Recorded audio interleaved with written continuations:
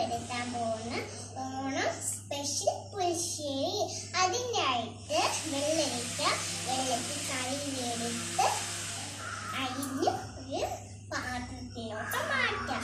അതിന് വെള്ളം ഒഴിച്ച് ശകലം മുളക് പൊടി, ശകലം മഞ്ഞൾപ്പൊടി, ശകലം ഉപ്പും കൂടിയിട്ട് മിക്സ് ചെയ്ത് അടുപ്പിലോട്ട് വയ്ക്കാൻ വേണ്ടിയിട്ട് അത് വെന്ത് കഴിയുമ്പോഴത്തേക്കും നമുക്ക് അതിലോട്ട് തേങ്ങയും നല്ല ജീരകവും ഇട്ട് അരച്ചെടുക്കാം. ആ ഗ്രേവിയിലോട്ട് ഒഴിച്ച് പുളി തൈര് ഒഴിച്ചിട്ട് മിക്സ് ചെയ്യാം. എന്നിട്ടതിലോട്ട് കടുക് വറുത്ത് ഇടുക.